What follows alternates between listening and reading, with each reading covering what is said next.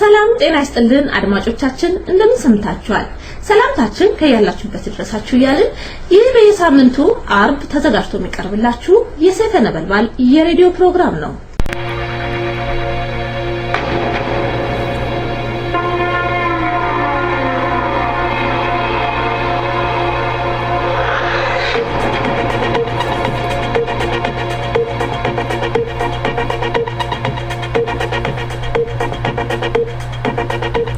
በአዳማም አዲስ ሹምሽረት እንዲሁም የኮማንድ ፖስቱም ተቃውሞም ገጠመው። ከሰበታ ከተማ 48 የኦሮሞ ተወላጅ ፖሊሶች በቁጥጥር ስር ዋሉ። የአምቦ ዩኒቨርሲቲ ተማሪዎች የሐሰት ክስ ተመሰረተባቸው። ሰላም ጤና ይስጥልኝ እንደምንውላችኋል። ዜና እናሰማለን። ከዜናዎቹ ጋር ዮባይሳነኝ። ዜናው ሲተነተን እነሆ።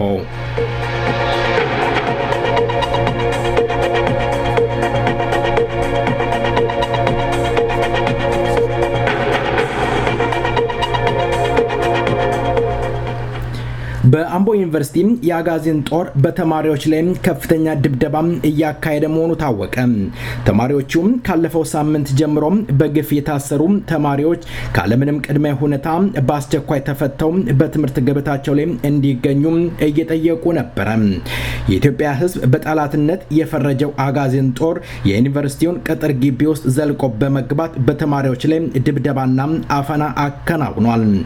ረቡዕ ማለዳ የወያኔው አረመኔው ጦር እርምጃውን ቀጥሎ በርካታ ተማሪዎች ራሳቸውን እስከሚስቱ ድረስ የተደበደቡ መሆናቸው ከስፍራው የደረሰን መረጃ ይገልጻል። በግፍ ያሰራቸው የአምቦ ከተማ ወጣቶች ላይ የሐሰት ክስ እንደተመሰረተባቸው ታውቋል።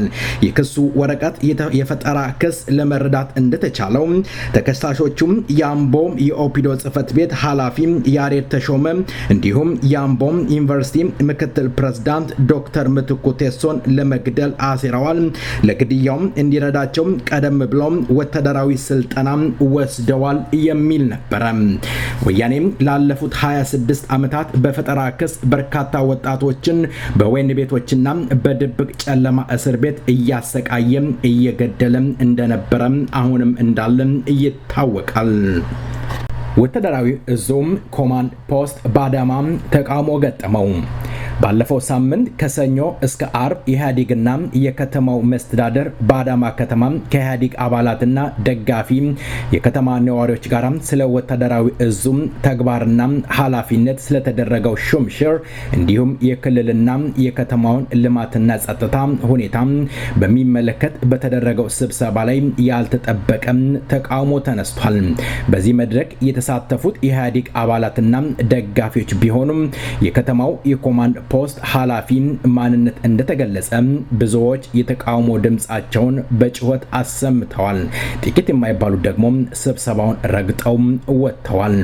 የኮማንድ ፖስት ኃላፊ የሆነው የተሾመው አቶ አብርሃም ከዚህ በፊት በከተማው አስተዳደር ቢሮ በኃላፊነት እያሉ በከተማ ውስጥ የሚታወቁት በጭካኔያቸው የህዝብን ጥያቄ በማፈን እንዲሁም በሙስና የተዘፈቁ በአጠቃላይ በግፍ ድርጊታቸው የሚታወቁና ነፍሰ በላ በሚል ቅጽል ስም የሚጠሩ ናቸው።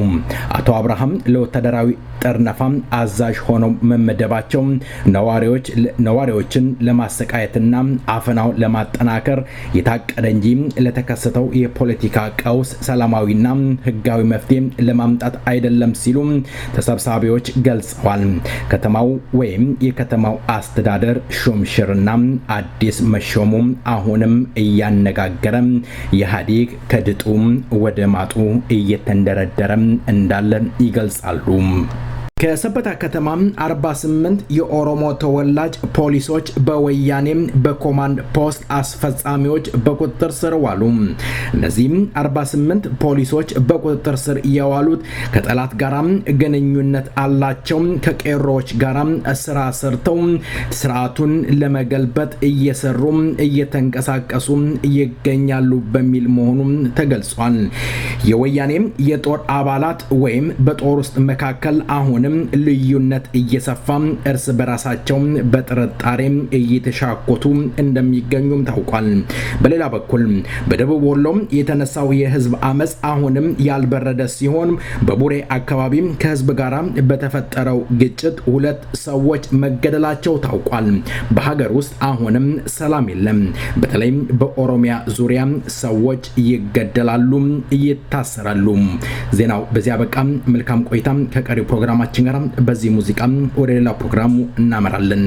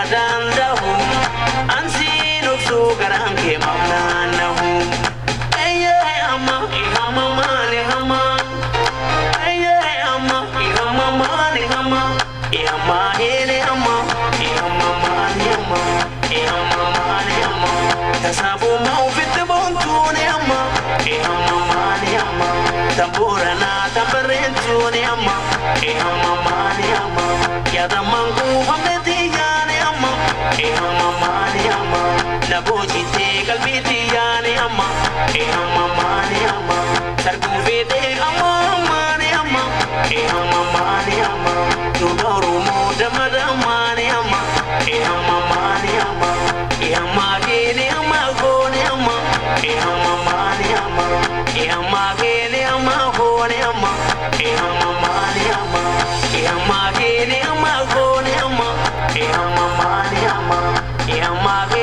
Chinarrano wandabandame durtun tarakesen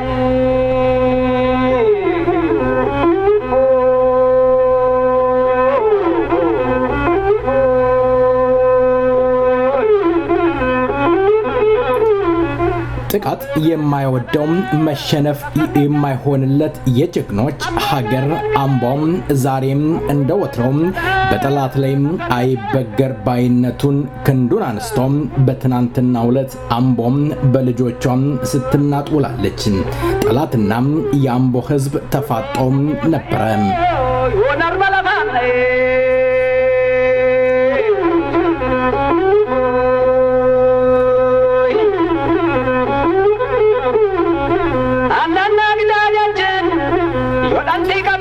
የአምቦም ዩኒቨርሲቲ ተማሪዎች የነጻነት ጥያቄ አንግበው ወያኔን ሲያስጨንቁት ነበር። አምቦና ሌሎች ጀግኖች የተወለዱባት የኦሮሚያ ምድር የነጻነት አየር ለመተንፈስ እየተንደረደሩ ባለበት በዚህ ሰዓት የኦሮሚያ ምድር ልጆቿን እየገበረች እየቀበረች ዛሬም ኦሮሚያ በደም እየታጠበች ትገኛለች። ልጆቿ ግን ዛሬም የነጻነት ጥያቄ አንግበዋል። አንገዛም በማለት በወያኔ ላይ ጥያቄያቸውን እያነሱ ወያኔን መግቢያና መውጫም እያሳጡት ነው። በሌላ አንጻር የኦሮሞ ልጆች እየታሰሩ እየተገደሉም ነው።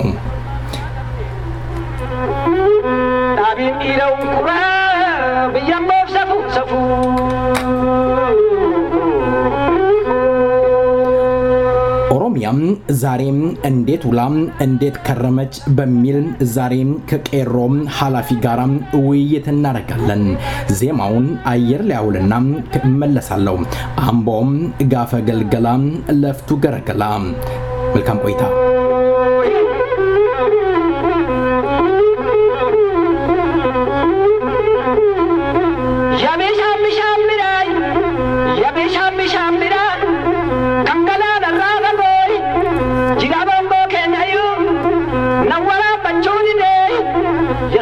Nufira kangara nuraba boy jirolla kenayo nutube kachudide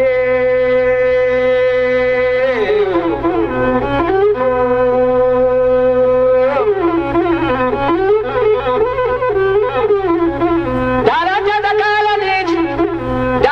takalani bora takalani moyet kolba maru jalala wallalani ولا لا تني بودا كم كل فاتو أمو كرجل كلا لفك كرجل أمو كرجل كلا أمو كرجل كلا لفك كرجل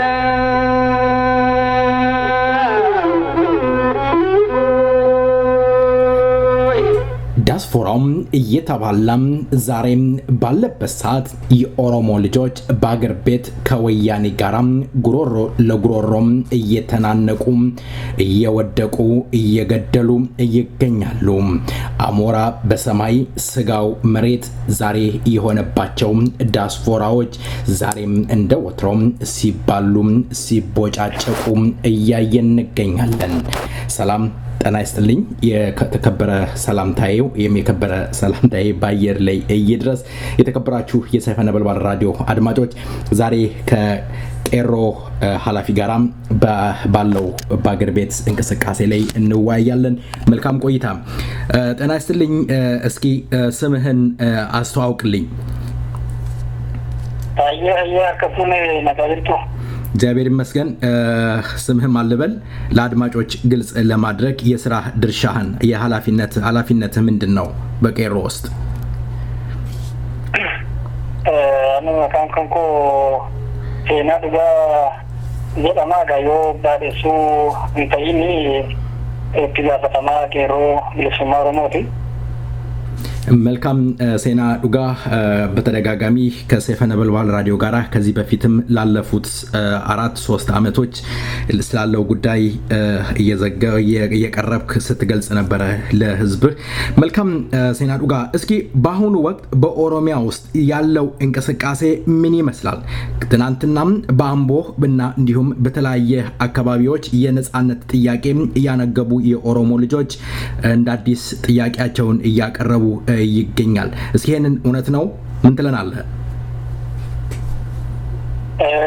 akkuma beekamu biyyaatti keessatti mootummaan abbaa irree gaaffii uummataaf gurra dhabee gaaffii uummataaf dhageettii dhabee uummata biyyattii uummata haqaa fi mirga isaa falmatuuf naatoo tokko dhabee uummata keenya jumlaadhaan hidhaatti ukkaamsee sanarra darbee sochiin keenya sochii sadarkaa mootummaa abbaa irree aangoorraa geggeessu irraa gahuu irraa erga labsii maqaa mootummaa waraana biyya bulchuufi labsii atattamaa jedhee emerjensii bukkeetti ta'edhu kana moggaafatee addunyaatti beeksisee as bahe guyyaa tokko uummata keenya irratti rasaasa dhukaasuu duubatti hin deebifne uummanni keenya fi dargaggoonni Oromoo, qeerroon Oromoo, barattoonni Oromoo haqa qabna, dhugaa keenya falmatuudhaaf kan lafaa kaanee haqa keenya falmannee bilisummaa keenya gonfannee uummata keenya biyya isaa irratti mirga isaa dhabee haqa isaa dhabee uummata keenya dararamaa jiru haqa isaa argachiisuu fi bilisummaa isaa gonfachiisuudhaaf akeekni keenya akeeka kana fuuldura mootummaan dura kallattii adda addaatiin hiriiree dhaabbataa ture daranuu guutummaatti waraana hiriirsee akka waraanaan jala dhaabbatus seera itti tolfatee kanatti immoo labsii godhatee waraanaan kan uummata keenya jala dhaabbataa jiru. Kana keessatti egaa waraana inni dhaabee uummata keenya sochii keenya dhaabsisuu fi warraaqsa adeemaa jiru haqa uummata keenyaa yoo dhaabbatuudhaaf waraana inni bobbaasee jiru kanaaf gatii tokko hin kenneen mootonni dargaggoonni Oromoo uummanni Oromoo warraaqsa isaa bakka cufatti itti hubeetu jira. Yeroo ammaa kana keessattuu gidduu kana naannoo dhaabbilee barnoota olaanoo bakkuma dura warraaqsi kun hundeedhaan irraa eegalee Oromiyaa cufa walga'e yuunivarsiitii Jimmaa irraa eegalee yeroo ammaa kana yuunivarsiitota akka yuunivarsiitii Jimmaa, yuunivarsiitii Amboo, yuunivarsiitii Wallaggaa, yuunivarsiitii Harammayyaa illee waraanaan kan eegamaa jiru. Yuunivarsiitota isaa kana keessatti ifatti warraaqsi ga'ee waraanni akka barbaadetti ilmaan Oromoo ajjeesaa jiru, akka barbaadetti ilmaan Oromoo kaamsee mana hidhaa galchaa jiru, akka barbaadetti yeroo barbaadetti dhukaasa uummata keenya irratti banaa jiruu fi Oromiyaa waraanaan shororkeeffamaa jirtu irraa of hambisuu fi haqa falmachuudhaaf manaa baane galiin gahuudhaaf yeroo ammaa kana warraaqsa keenya biran jabeessuutti jirra. Addattuu yaadannoo sadaasa sagal waggaa 11ffaa fi yaadannoo sochii warraaqsa biyyaalessa Oromiyaa sochii fincila xumura gabrummaa kanaan wal qabatee Oromiyaa cufa keessatti sirni yaadannoo ilmaan Oromoo sochii kana sochii haqa ofii falmachuu mirga ofii falmachuu godhan sababeeffachuudhaan Oromiyaa cufa keessatti geggeeffamaa jira. Sana dura dhaabbatuuf jedhee mootummaan waan qabee gadhiisii hin jiru. Kun otuma jiru kanaan wal qabatee bakka hundatti sochiin kun itti fufeera. Keessattuu gara giddugaleessa Oromiyaa naannoo aanaa Adaa Barkaa irraa torbeedhuma guutuu manneen barnootaa sadarkaa tokkoffaa sadarkaa lammaffaa sochiitti kan isaan turanii haga mana barumsaa dhaabanii haga alaabaa mootummaa abbaa irree buusanii gubanii haga waan fuuldura waan dhaabbatuutti haga barnoota dhaabanii sochii isaaniitti fufuu danda'anitti jiru manneen barnootaa sadarkaa tokkoffaaf lammaffaallee jechuudha. Kan kaleessaaf dheengaddaa mooraa yuunivarsiitii Jimmaa keessatti halkan irraa eegalee warraaqsi kan qabate birmannaa gootota qeerroo barattoota Oromoo yuunivarsiitii Amboo irraa waliif birmannaa godhamee amma yuunivarsiitii Wallaggaatti birmannaan kun itti fufee yeroo ammaa kana mormiin sagaleen dhageessifamuun itti fufeetu jira. Alaa fi mala furmaata qabsoo bilisummaa Oromoos kan ta'u qabsoo jabeessuudha. Waraanni jiraatuu baatee Oromiyaan waggaa 25 guutuu karaa tolaan hin bitamne karaa nagaatiin bulchiinsa nagaatiin tole jedhee hin bitamne qawweedhumaan bitamaa ture ajjeefamaanuma ture ajjeechaan amma ta'aa jiruu fi hiraarkii amma ta'aa jiru kunis kan waggoota 25 tureen adda miti ifatti uummata sodaachisuuf uummata daranuu shororkeessuudhaaf seeratti tolchuu fi labsiidhaan as ba'uu qofa wanti adda godhu malee adda miti waan uummata keenya irratti ta'aa ture gaarii 25 guutuu uummanni keenya dhumaa ture ammallee kanumatu jira kana kan ofirraa dhaabsisuu hin danda'amu. Warraaqsi qabsoon yoo jabaatee itti fufe uummanni keenya wal ta'ee haqa kaleessa lafa kaawwate haqa kaleessa qeerroon uummata isaatiif uummata ofii qe'ee isaarraa buqqaa jiru uummata ofii mirga dhabe uummata ofii bilisummaa dhabe uummata ofii biyya ofii dhabe biyya ofii gonfachiisuu fi mirga ofii kabachiisuudhaa fi waan lafaa kaamee akeeka qabaa kaayyoo qabaa qabsoon tokko jal jedhamee miti kamii eegalamu galii qabaa ta'umsa qabaa galii qabaa tanii fi qabsoo bilisummaa Oromoo sadarkaa xumuraarra ga'ee jiruu fi mootummaa abbaa irree miilli booda seenee jiru kanatti xumura gochuudhaaf yeroo ammaa kana warraaqsi itti fufee jira jechuu barbaadeen egaa bakka hundaa sochii jiru haalaan mootummaa abbaa irreetti jabaataa jira. Sanuu neetwoorkiin biyya keessaa cufamee namni yerootti wal quba akka namni quba wal qabaatee wal duukaa sochii kana akkuma waggaa tokko ni badeemaa jiru kanatti kana nama wal qubii dhabsiisuudhaaf jecha neetwoorkii dhoota balleessanii jiran kanatti haaluma wal fakkaatuun birmannaan waliif godhamee sochiin jiru jabaatee kan jirudha. መልካም እንግዲህ አሁን አንተ እንደገለጽከው ኔትወርክም ሆነ ሁሉ ነገር ዝግ በሆነበት ሰዓት ውስጥ የኦሮሞ ልጆች የኦሮሞ ቄሮች የአልገዛም ባይነት ጥያቄያቸውን አንስተው እያካሄዱ ይገኛል። በሌላ አንፃር ይሄ ኮማንድ ፖስት ከታወጀ ይሄ ጊዜያዊ አስቸኳይ አዋጅ ከታወጀ በኋላ ቁጥሩ በርከት ያለ የኦሮሞ ልጆች ቤት ለቤት ይሄ የኮማንድ ፖስት አስፈጻሚው አካል በመዞር እያፈሰ እያሰረ ገደለ በሚገኝበት ሰዓት ነው ይሄ አመጽ እየፈነዳ ያለው። በሌላ አንፃር የሚባለው ነገር ይሄ ኮማንድ ፖስት አላስፈላጊ ጥቂቶች ያነሱትን ጥያቄ በቁጥጥር ስር አውለነዋል በማለት የኢትዮጵያ መንግስት መግለጫም እየሰጠበት ይገኛል። ሁለቱ አይጋጭም? እውነት ተቆጣጥሮታል ማለት ይቻላል የኦሮሞ ህዝብ የነጻነት ጥያቄ? inni kun mootummaan abbaa irree waanuma miidiyaa of harkaa qabuuni miidiyaan inni of harkaa qabu miidiyaa uummataa miti miidiyaa dhaaba gartuu aangoorra jirtu gartuu mootummaa abbaa irree afaan qawwee biyya bitaa jiru bakka buutu miidiyaan of harkaa qabuun uummata irratti qabsoo uummataa irratti olola oofuu yookaan neetwoorkiinis akka badu kan inni ta'ee fi ulaa olola isaa kana qofaan akka uummata afaan faajjessuuf kan itti fayyadamudha malee uummanni keenya falmaatti jira. Dargaggoonni Oromoo falmaarra kan jirru bakka hunda haalli jiru iyyuu ofiisaafuu ragaadha. Haalli uummanni keenyatti jiru uummanni keenya ajjeefamaa hidhamaa hidhaa ajjeechaa fi hiraarsa waraanni Oromiyaa keessatti gaggeessaa jiru kanaaf bakka tokkotu hin kennin haala ka barbaachisuu fi haala qabsoo Oromoo sadarkaa barbaachisutti fiduu danda'uun mormiin baranuu jabaatee itti fufee adeemaa jira. Keessattuu baatii kana guutummaa naannoo sagalirraa eegalee akka sagantaan jiru sagantaa yaadannoo kana wal qabatee kaayyoo fi akeeka qabsoo bilisummaa Oromoo kan kabajamu mirga hiree murteeffannaa uummata Oromoo bilisummaa uummata Oromoo walabummaa Oromiyaa bu'uura godhateen gootonni dargaggoonni Oromoo qaba uummataa ta'a irratti wareegaman kaayyoo kana galiidhaan ga'u akeeka kanarratti mariin sadarkaa mooraa qabsoo bilisummaa Oromoo dargaggoota Oromoo qeerroo barattoota Oromoo gidduutti godhamaa ture haala gaariidhaan Oromiyaa keessatti bifa qindaa'een adeemaa ture haala kanarraa bifa itti warraaqsituun waraana kana fuuldura bifa itti dhaabbatuu danda'amuu fi waraana kanallee bifa itti ilmaan Oromoo saba isaaniitiif naatoo qabanii saba isaaniitiif rifaasuu qabanii warraaqsa kana cinaa akka dhaabbatuu danda'an roga hedduutiin kan irratti hojjetamaa jiru yeroo ammaa kana egaa sun daranuu jabaatee akka itti fufuu fi akeeka lafa kaawwannee qabnu waan qabnuu fi haala sanaan qabsoon keenya galii isaa gaatuu fi bilisummaa akeekkatee karoora lafa jiru sana galii ga'uudhaaf yaalan kan inni itti fufee jiru kaniiti kanuma dura dhaabbatuu fi uummanni keenya kan miidiyaatti dhiyoon jirre kan miidiyaa kanallee argatee dhaggeeffatuu hin dandeenye sana gurra ittiin duuchuuf jedhanii miidiyaatti ba'anii oololuu malee Oromiyaan sadarkaa gandoota baadiyyaarraa kaasee haga giddu galeessa biyyattiitti waraanaan reebamaa jirti, namni ajjeefamaa jira, namni hidhamaa jira. Waan takka wanti adda ta'e wanni jijjiirama fidan hin jiru.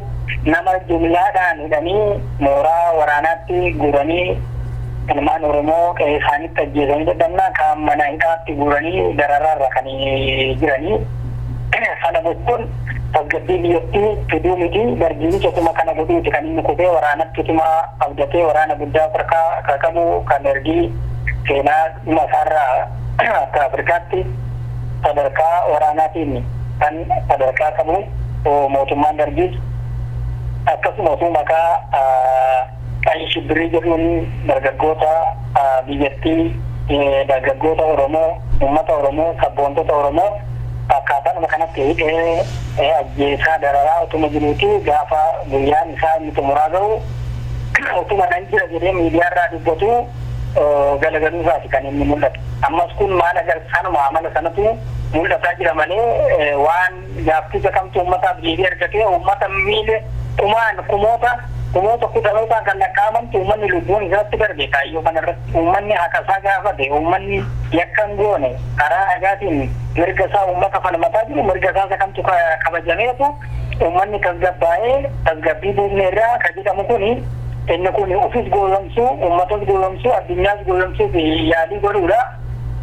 Haalli kun immoo uummatas qeerroo dargaggoota Oromoo uummata Oromoo waliigalaa fi saboota cunqurfamoo akka ofii falmachuu irraa kan duuba deebisuus akka ta'eetu waan godheetu bifa dhalli namaa mirga uumamaa qabu mirga uumamaa rabbirraa qabullee walitti qabee jirti walitti dhalli namaa lubbuu isaatiin jiraachuu dadhabee lubbuu isaa dhabaa jiru qe'ee isaa dhabaa jiru daandii kamillee deemee dhimma dhuunfaa isaa raawwatatuu dadhabee socho'uu walitti dhalli namaa dhabee jirutti mirga uumamaan qabu walitti irraa mulqamee jirutti biyya tasgabbeessinee ragaa buusinee irraa maarreen kun miidiyaadhuma farkaa qabu ololaaf kan fayyadaman malee haalli biyyattii keessa jiruu fi haalli mootummaan olola oofaa jiru takkaa kan waliin agarre baadiyyaa jechuu barbaade. መልካም እንግዲህ የቄሮ ብሊሱማ ትግል በተለይ የኦሮሞ ህዝብን አሳትፎ በአሁን ሰዓት በአገር ቤት ያለውን ነገር እንቅስቃሴ እያካሄደ ይገኛል። የኦሮሞ ህዝብ እናንተ ቄሮዎች በምታደርጉት እንቅስቃሴ በኦሮሚያ ውስጥ ያሉ የሌላ ብሔር ተወላጆች ጥቃት እንዳይደርስባቸው የምታደርጉት ጥንቃቄ ምን ይመስላል? ለምሳሌ የደረሰኝ መረጃ ባርሲ ወረዳ ውስጥ የአማራ ተወላጅ የሆኑትን ብሔረሰቦች የትግራይ ተወላጆች ኦሮሞ ሊገነጠል ስለሆነ እናንተ በጥንቃቄ ማየት አለባችሁ ለኛ ሪፖርት ማድረግ አለባችሁ በሚል የአማራ ተወላጆችን በማታለል የኦሮሞ ልጆችን አማራ ልጆች እዛ ያሉት አሳልፈው እንዲሰጡ እየተደረገ ይገኛልና እንደዚህ አይነት ነገሮችንስ በምን መልክ ነው የምትቆጣጠሩት? በኦሮሚያ ውስጥ ያሉ ብሔረሰቦች ጥቃት እንዳይደርስባቸውስ እንዴት ትከላከላላችሁ? nuti isa kana akeekumaa fi naamusa sochii warraaqsaa keenya qabnu kan sabni kamuu irraa baratuu danda'u kan sabni kamuu itti hirmaatuu danda'u sochiin warraaqsa keenyaa naamusni isaa bal'aa kan ta'e akeeknii fi karoorri tarsiimoon warraaqsa kanaaf qabnu mataan isaa bal'aa kan ta'e akka saboonni cunqurfamoo ta'an itti hirmaatanii mirga isaanii kabachiifachuu danda'anitti sagantaa bal'aadhaan warraaqsi kun kan inni eegalamee sana keessatti immoo naamusni sochii sana keessatti argisiifamaa ture waggaa guutuudhaaf argisiifamaa ture waa hundaan olitti eenyumaafuu ragaadha eenyumaafuu barnoota eenyu irraa baratuu danda'a sabni kamuu irraa baratuu danda'a waan kana caale hin jiru waan afaaniin dubbatamuun olitti waan qabatamaadhaan lafarratti dachee kanarratti hojjetaa jirru qabatamaadhaan waan uummata keessatti hojjenneen olitti waan uummanni illee sabni kamillee irraa baratu hin jiru waan dhaabni siyaasaa kamillee irraa baratu hin jiru wanti biraa maaliif waan qabatamaa waan sirnaa fi waan sirrii lafarratti hawaasa gidduutti raawwatameera. Adeemsama kanaan warraaqsi kun adeemaa ture kana keessatti godinaalee Oromiyaa cufa keessatti sabni kamuu sabummaa isaatiin kamiidhame hin jiru mirgi isaa kan tokkeedhaa kaasee haga gartuutti kabajamaa ture uummaticha gidduutti kanumarraa jireyyuu eegalee gara boodarra warraaqsi kun gara waggaa tokko gara xumuraarra wayitaa jiru irratti saboonni kaanillee akka qeerroo bilisummaa Oromoo akka uummata Oromoo jedhanii sochii keenya dinqisiifachuudhaan mirga isaanii falmachuutti kan isaan adeemanii jechaadha. Warri sana godhanii dhugaadhumatti dhugaa hubatanii warri fakkeenyummaa fudhatanii warri socho'anii dhugaa sun itti mul'atee nullee baay'ee dinqisiifannee moor saboonni kaanillee ammallee kan hin hubanne kan sochii keenya hin hubanne illee yoodhaa jiraatanii nuti gaaffii nu gaafachaa jirru gaaffii mirga fottokii miti ammatti gaaffii nuti gaafannu Oromiyaa naaf fottoktu yookaan immoo mirga fottokii gaafataa jira osoo hin taane mirga bilisummaa uummata Oromoo mirga walabummaa Oromiyaa mirga hiree ofii murteeffachuu. Sabni tokko kan inni gaaffii isaa maayitti kanatti kan inni dhufuu danda'u mirga bilisummaa ofiitiif qabu kabachiifatee sambooda fedhii uummataati waan ta'uu fi waan amma qabsoo keessatti ta'u waliin markanii warri uummata afaan faajjeessuu barbaadan saboota kaanis warri afaan faajjii uumanii saboota warra kaan illee duuf jireenya dhorkaa jiran diinuma mootummaan abbaa irreetu afaan faajjii kana godhaa mootummaa abbaa irree kanaa fi warruma mootummaa abbaa irree kana jala duulutu akeeka akkasii kan akeeka wal'aa kana fuudhee uummata gidduu facaasa malee nu akeeka qabnaa akeeka qabnu sanaan immoo akkatti adeemnuu qabnaa akkatti saboota warra kaan faana jiraatuu dandeenyus qabnaa kana sagantaa qabnu immoo miidiyaa irratti baafnee facaasna miti miidiyaa irratti kan haasofnu waan qabsoon itti jiru waan uummanni keenya itti jiruu fi waan mootummaan abbaa irree uummata keenya miidhaa jiru fi qajeelfama fi akeeka qabsoo keenya itti gaggeessaa jirru fi sadarkaa irra jirru uummata keenya beeksisaa fuulduratti waa godhuu qabu waan itti hin taane waan uummataaf paablikaaliin ibsamuu qabu uummata keenyatti himuu malee wantoonni addatti saboota biraa yaaddeessan wantoonni addatti jaarmiyaa siyaasa biraatiif gaaffii biraa dhalan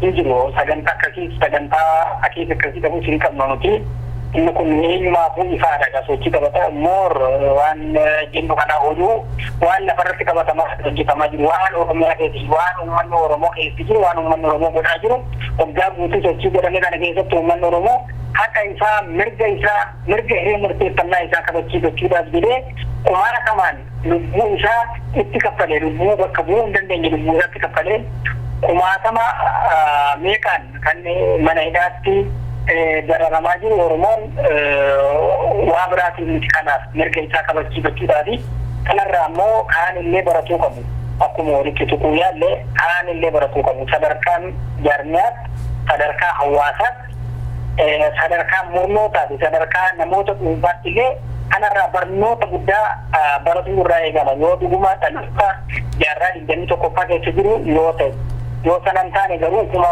burjaajessuudha malee akeeka keenya qabannee kaayyoo keenya qabannee galma gahinsa keenyaaf nu kan adeemnu waan ta'eef akeekota akkasii kanaaf badaa yerootti qilleensa naannoo qabnu.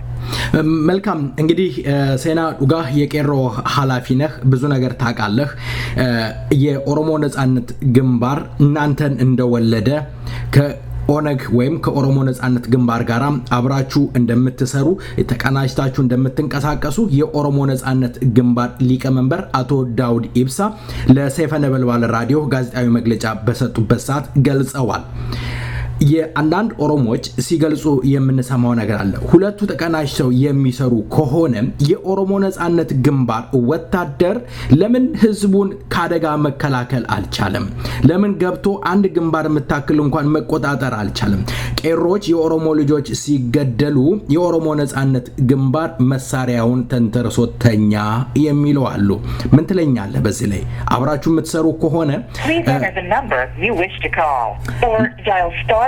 መልካም አድማጮች ቄሮ በካየር ላይ ወርዷል በስልክ ምክንያት ኢትዮጵያ ኔትወርክ አስቸጋሪ ነው ጎቢ ይላል ይዤው መለሳለሁ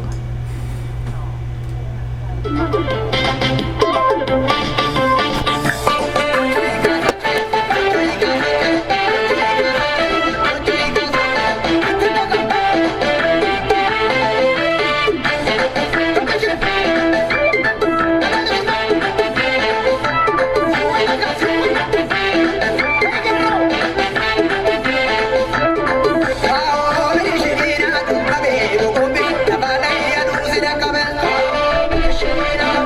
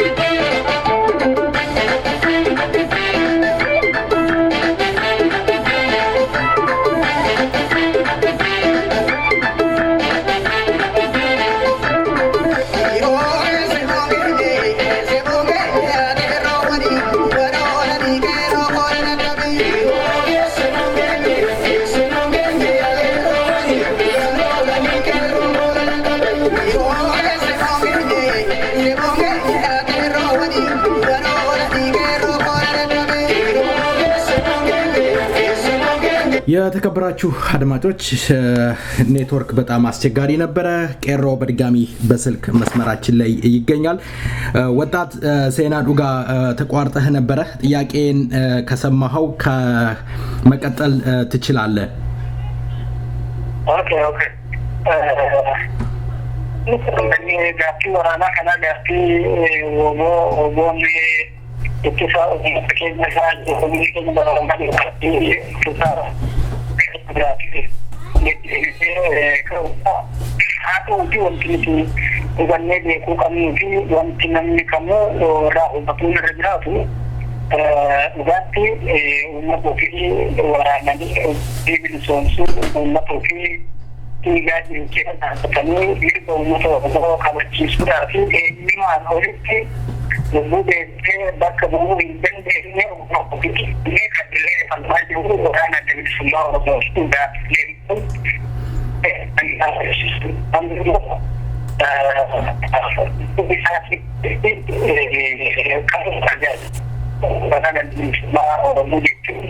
waraana lubbuu deebitee bakka bu'uu hin dandeenye saba isaatiif kennee kaayyoo mana dheeraa kanis bakka hubattii fi waan irraa beeknu sochii kana keessatti godinaalee oromiyaa hedduu keessatti tarkaanfileen diina irratti fudhataman tarkaanfileen lukeewwan diinaa irratti fudhataman dhimma turanii hagamni fi kanneen bilisummaa uummata oromootiif kan barbaadan fi kan barbaadan malee tarkaanfileen lukeewwan diinaa irratti fudhataman turanii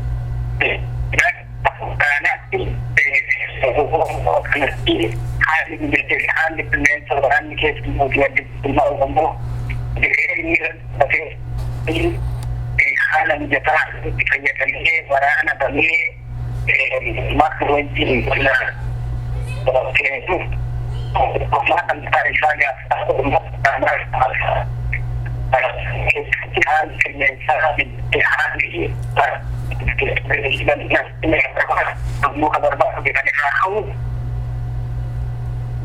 Please enter the number you wish. የተከበራችሁ አድማጮች እንግዲህ ኔትወርክ በጣም አስቸጋሪ ነው። እንደምታውቁት ኔትወርኮች በጠቅላላ ተዘግተዋል። በስንት መከራ ነው እያገኘሁት ያለሁት። የቄሮ ተጠሪ ወጣት ሴና ዱጋ ከሰይፈ ነበልባል ጋር ስለነበረው ቆይታ እናመሰግናለን። ይህን ዜማ እንጋብዛለን። መልካም ቆይታ። ወደ ሌላው ፕሮግራም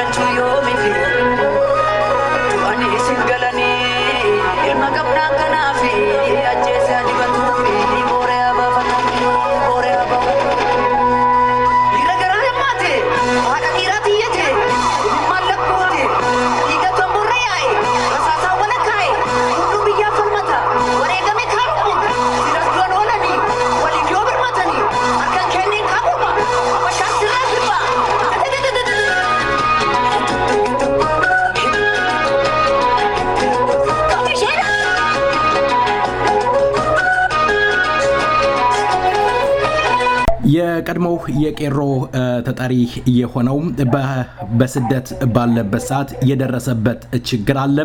ራሱን በሽተኛውን የደረሰበትን ችግር ለአድማጮች እንዲያብራራልኝ ጠይቄያለሁኝ። እስኪ ስምህንና የሆንከውን ነገር ለአድማጭ እስኪ ገለጽልን። ማን እንበል አንተ? የቀድሞው የቄሮ ተጠሪ። ስሜ ያዘው ከበቦ ይባላል። ኦሮሚያ ወጣቶች በነጻነትና ዲሞክራሲ እንቅስቃሴ የቀድሞ መሪ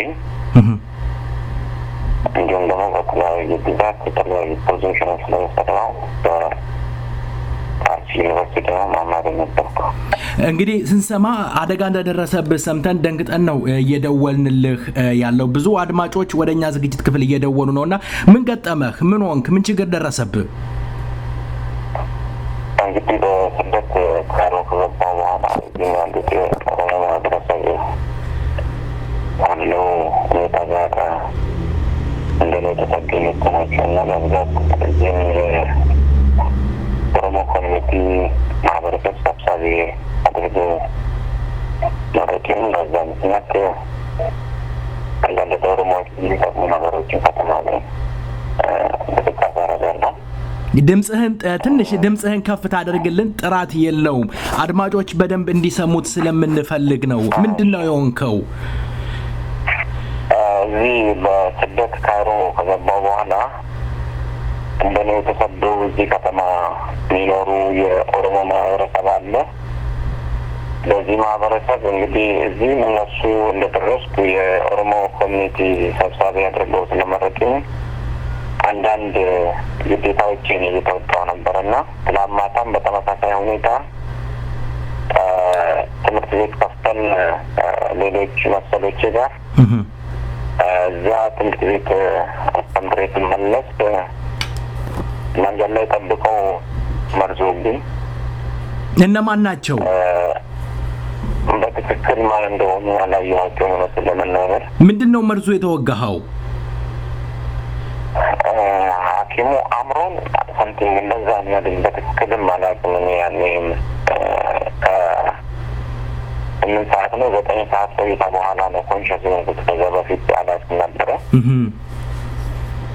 ስለዚህ እንደዛ አይነት ነገር ያለኝ መስሎኝ ትንሽ አሁን አይን ላይ አጣርቶ የማየት ችግርና በአጠቃላይ የሰውነት መልከም ጀነራል ቦዲ ዊክነስ እሱን የገጠመኝ። ይሄ ደግሞ ከክሎሮክሎሮ አሲድ የሚባለው የሚያፍነው ነገር እሱ ጋር የሚያያዝ ነው ያሉት። እንግዲህ ሐኪሞቹ በአሁን ሰዓት ሕክምና እየተደረገልህ እንዳለና ሆስፒታል ተኝተን እያለ ነው በአሁን ሰዓት እያናገርኩ ያለሁት። አሁን አንተ እያልከኝ ያለኸው በስደት ያለህበት ሀገር ግብጽ አንተ አስተምረክ ስትመለስ መንገድ ላይ መርዝ ነው የወጉ። የኦሮሞ ልጆች እዛ አካባቢ ይሄን ነገር ለማጣራት አልሞከሩም?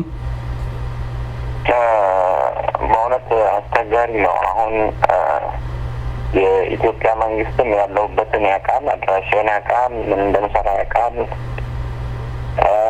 እዚህም ደግሞ የኢትዮጵያ ኤምባሲ አለ። እንግዲህ ከየት መጡን ቤት መጡ ብሎ ለማጣራት ምንም ተጨባጭ የሆነ ነገር የለም።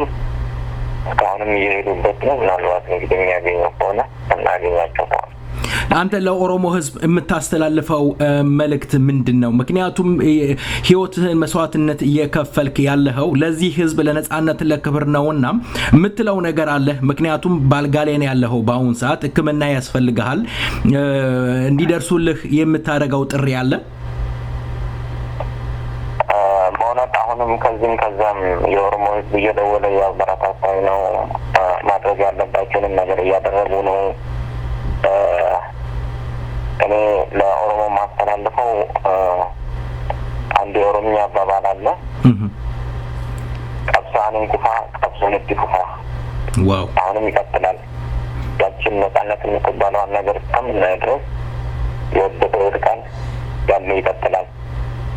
እጅን አጣምር ያለው በኬሮ ሲምቦል ኬሮ ሲምቦል እጅን አጣምር ነው እና የተቃውሞ መግለጫ እጅን አጣምር ያለው በሬዲዮም ቢሆን ትልቅ መልእክት ነው። በእውነት ላሉት በእውነት የሚያበረታታ ትልቅ ነገር ነው እያስተላለፍክ ያለኸው። እንግዲህ አሁን እያልከኝ ያለኸው በግብጽ ውስጥ በርካታ የኦሮሞ ልጆች በተለያየ ምክንያት ተሰዳችሁ ትገኛላችሁ። ለነሱስ የምታስተላልፈው ነገር አለ? ምክንያቱም ጠላትም ወዳጅም ኦሮሞ ራሱ የኦሮሞ ጠላት ኦሮሞ ራሱ ነውና በዛ ውስጥ ያሉ አንዳንድ የወያኔ ተላላኪዎች ስለሚኖሩ የምታስተላልፈው መልእክት አለ? ለነሱስ ምን ትላለህ? በእውነት ባላችሁበት ደረጃ ራሳችሁን ጠብቁ። ራስን መጠበቅ ማፍራት አይደለም፣ ጥንቃቄ ብልህነት ነው። ስለዚህ እየተጠነቀቅን የያዝነውን ነገር ይዘን የሌለንን ነገር መፈለጉን እንቀጥልበታለን። ያዞ ከበደ እግዚአብሔር ቀላሉን ያደርግልህ። ያለህበትን ተከታትለን ለአድማጭ እናቀርባለን። ያው እንግዲህ ሙክኒቶ ኮይናራ መለምቦባው አንተ ብቻህን እየታገልክ ባይሆንም ሌላም ኦሮሞ ህዝብ ከጎንህ ሊቆም ይገባል፣ ሊረዱህ ይገባል። በቂ ሕክምና ማግኘት አለብህ። የደረሰኝ ነገር አለ። በጎፈንድሚ ካምፔን እየተደረገልህ ይገኛል። ማንኛውም የኦሮሞ ልጅ እዛ ላይ ያለውን ማድረግ ይገባዋል። እጅ ለእጅ መያያዝ ግድ ነው። አመሰግናለሁ። እግዚአብሔር ቀላሉን ያርግልህ ወንድሜ። ደውልልሃለሁኝ። ደህና ሁንልኝ። መልካም ምሽት። የተከበራችሁ አድማጮች እንግዲህ እንደሚታወቀው በርካቶች የቄሮ አባላቶች ዛሬም እየታገሉ እየወደቁ ይገኛሉ። እንግዲህ ያለው ታጋይ ይወድቃል፣ ትግል ይቀጥላል በሚል ደምድሞታል። ሌላውስ የተቀራው ኦሮሞ ህዝብ ምን ይማራል? ዜማው አየር ላይ አለ። አቡሽ ዘለቀ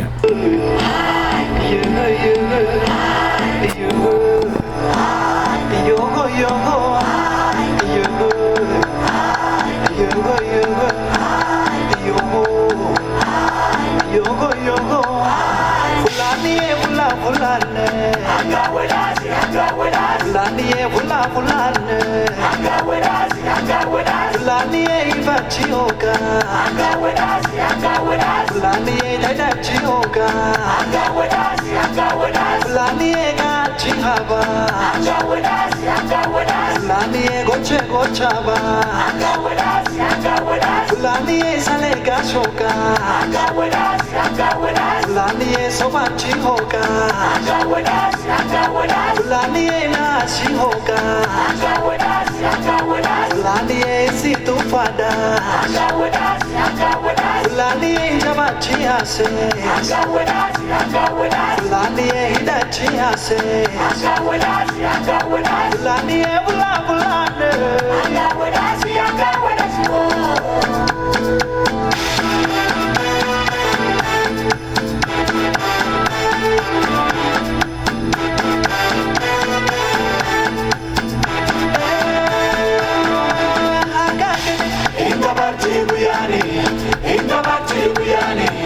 Kaboruman bete Afrike kutata Kasi korendato Mali fochipita Kaboruman bete Afrike kutata Kasi korendato Mali fochipita Kangani Inda barti buyani Kadufuman bete Harka marate teta Rizkin kanke Berbati nargata Kadufuman bete Harka marate teta Rizkin kanke Berbati nargata Harka kanini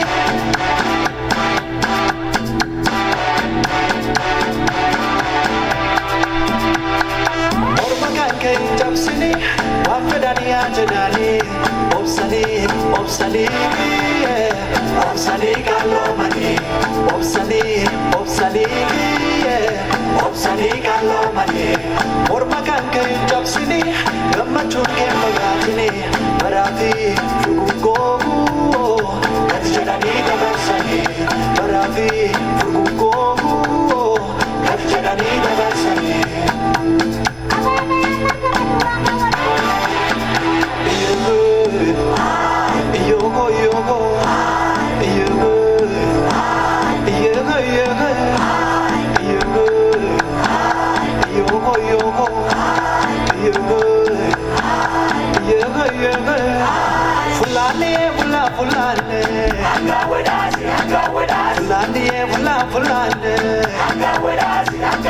Fulani gagal sabara Fulani ajajabara Fulani mata godaba Fulani mujhe gajaba Fulani oishi hoka Fulani fulano akadan Fulani boroga yadi Fulani boroga egi Fulani yaraga yada Fulani lamiga daso Fulani fulano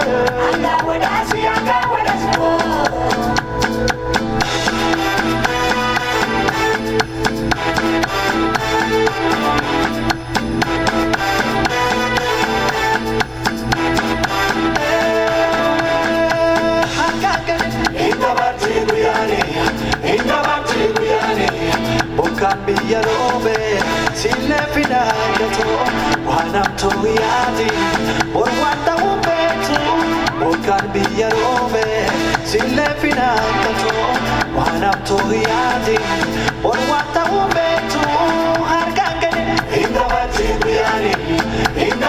buyani aduna mabate sifindu kanoto abdi kotatin bakjitu tinatu aduna mabate sifindu kanoto abdi kotatin bakjitu tinatu harga gani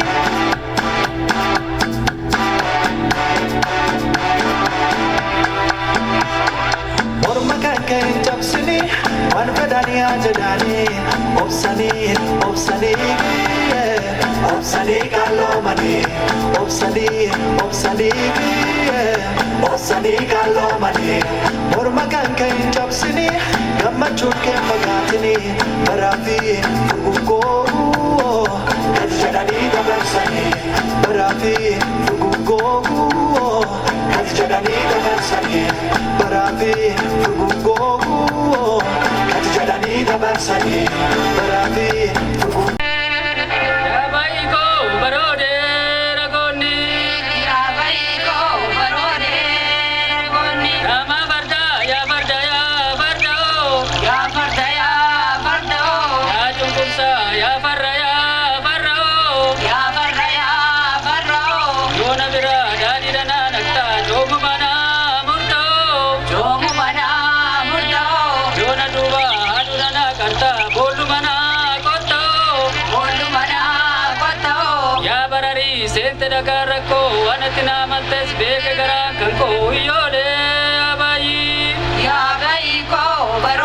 የተከበራችሁ አድማጮቻችን እንግዲህ ልንሰናበት ነው።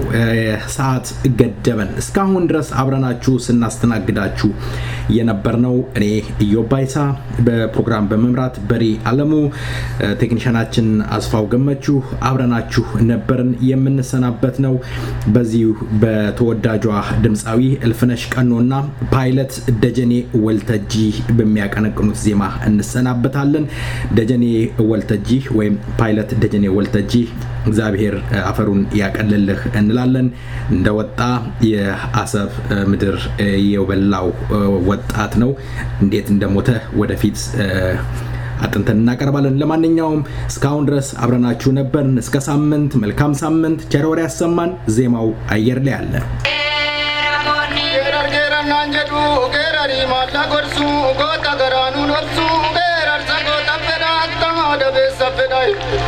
Kalon ke dabe sare maka ke babe sare lamni goda ke sare misho ga ba bozum gara ga ba boyem kala da ga ba amilka unga ga ba di rambe kani ma bangerar salafa attar kisan ar kaubai elapa mati uba dokpate ukam bate ma karana gukuba atyo mi banu kam bata tari ko mulga batai misho Takamambo udida agabru manar rajira agabru manar kabira atergan nalatenye lafagara gongenye tyartu natiroristi tishe namma gongenye mali vartananjedu mali banaru dida barate makam kabu daldale lavan kabu torsi se babanne trechi se no babanne kore kono babanne tidere te jor koru dije bonito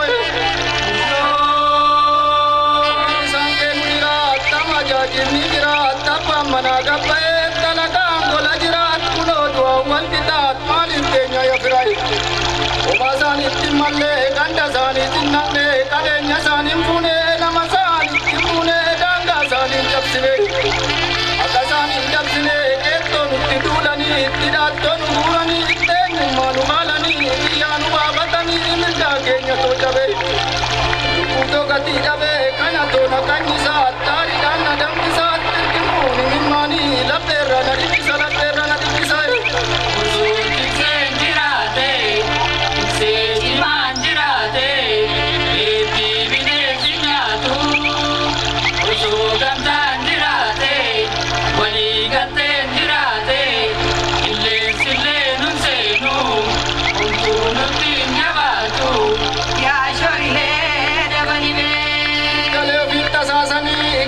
Navasani, Tirivana Kasani, Karchale, Navasani, Karchale, Manaviroi, Rakane, Rayavira, Gidirame, Kanarke, Maname, Kanane, Makame, Kanave, Tiakor, Makaka, Yuko, Pakota, Tupayuko, Kapsona, Jiratuka, Kayona, Milkauka, Kayona, Milkauka.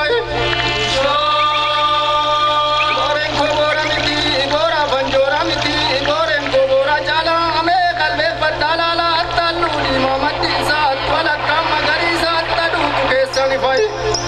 Angapti modi muka malatto gada genya kichu gadi sauda atto poles dadacha gubani sabakalcha kana tuna badacha gari kama gubate kanga mana gubate bidu kula batabe takawam purang kamne takawam mukaduai namu biya sarkate bore mamurattafa takawam godam kamne takawaluna duai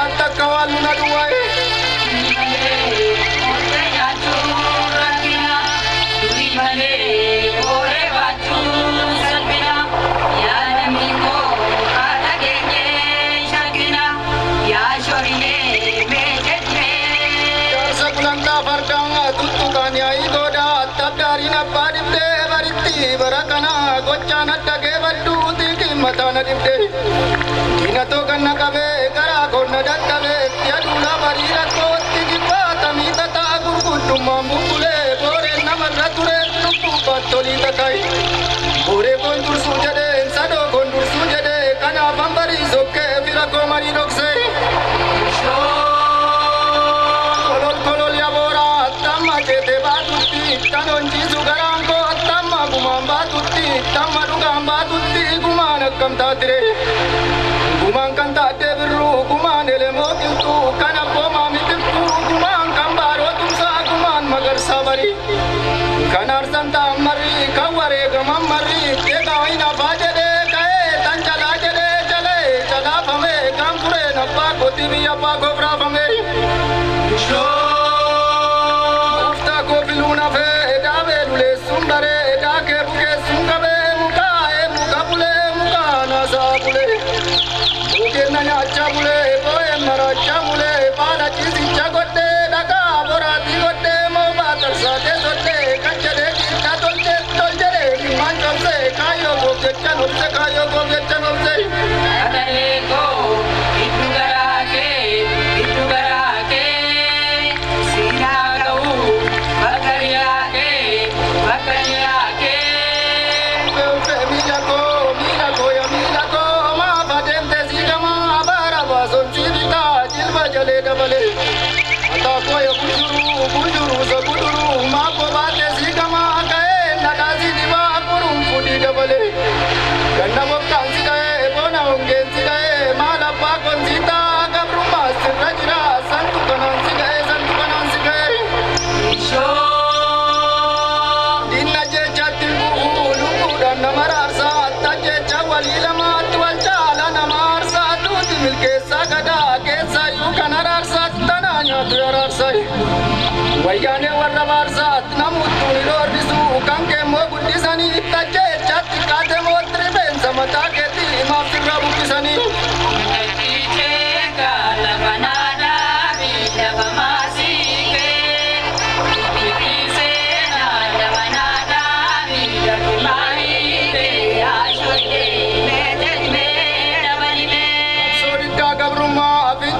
balani darga ko etujira ka ware ka basani tananya tuja gamai utatul babadane tilmole chale chuma kana garan kenane butu ya satte tutinge ko santane itamir katije no rajare chetaya jimarare talama yor magar ba katale dinanale wage tunda tare twaji ke kavna male kuma ke bavna male lama wan utare tare sho dache bosoni bala abiya dure magala dure lammi koyamu takana ne adamu kamala warki muli makana wala oli be kamala wala la godalla tawala tya dache biya dora to sumbe kunjora nimbe kuya be tu tya da murkata to sa tya da gati sarpa sa tubi gorom wani tuwayo gichilla wani mojbo agarani kanafi to konon tuwarana atwa kamuramati so ko ya gari ko tanom bale ari ko nanare nambo bare pute narabe takka jata desa takka balwade sa dunga bagada geti balbalansi amani goron sita sasani tyada kanti sajedu tamaga fayaro ko takki na yamani lamma fana ibatu tyada kanti sajedu bargatu darbudite lite tu gangalate baratu darbudite lite tu jallate timanne mirgadamne tidamne ka pidamne banne barbachadamne ule wala damne tuwayo wayo wana mali diruna kana me kotta walga bannat malasa barbadana lambi ko ke sabalat tunu tidapala jabanne tanta banna kapso birada banna abore ke nyaba banna